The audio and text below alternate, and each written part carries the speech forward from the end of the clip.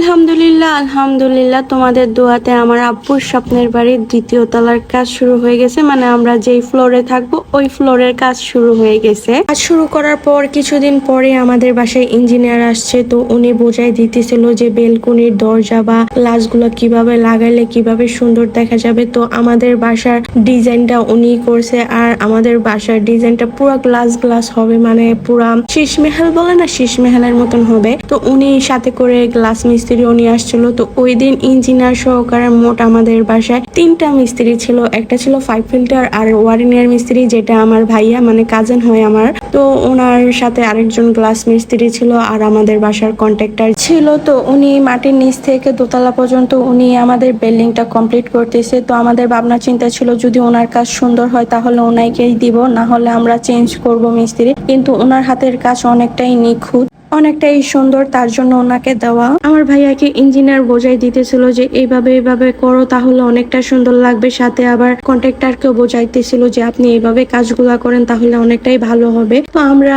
মানে কনফিউশনে পড়ে গেছিলাম যে কিভাবে গ্লাসগুলো লাগাবো বা কিভাবে না লাগাবো। তার জন্য ইঞ্জিনিয়ারকে আনানো হয়েছিল। আর এখানে আমাদের বাসার কাজও চলতেছিল, সিলিংটা আস্তর করা হইতেছিল। তো এখানে মিস্ত্রিরা খাওয়া দাওয়া করতেছিল, ওদের সাথে একটু মজা করলাম। আর ওই ছিল আমার কাজিন। তো ওই আমাদের বাসার 5 ফিল্টার আর ওয়ারিং এর কাজগুলা ওর দায়িত্বে ছিল। তো ওর কাজগুলা বুঝে নিচ্ছিল ইঞ্জিনিয়ার কাছ থেকে যে কিভাবে কিভাবে করলে ভালো হবে। তো আমার এই ব্যাপারটা অনেকটাই ভালো লাগছে। আমাদের একটা ফোনে আমাদের সব মিস্ত্রি চলে আসে আমাদের মনের মতন আমাদের বাড়িটা করে দেওয়ার জন্য। তো এখানে আমাদের ইঞ্জিনিয়ারও চলে আসছিল, আমাদের কন্ট্রাক্টর চলে আসছিল, আমাদের 5 ফিল্টারের যে কাজিনটা আসছিল ওইও চলে আসছিল। তো বাড়ি সারা জীবনের জন্য হয়, ওইটা কিন্তু হুটহাট ভেঙে ফেলা যায় না। পছন্দ না হইলে একটা ভুল সারা জীবনের জন্য কান্না, কারণ পছন্দ না হইলে ওইটা কিন্তু ভেঙে ফেলতে পারবে না, কারণ এটা ফরেন কান্ট্রি না যে তোমার জিপসি দিয়ে দেওয়াল গুলা করা হয়। তোমার এই দিকটা পছন্দ হইলো না ওই দিক দিয়ে দেওয়ালটা ঘুরাইতে পারবা, এটা কিন্তু হয় না বাংলাদেশে, তাই না? আমার আব্বুর স্বপ্নের বাড়ি রূপান্তর করতে আমরা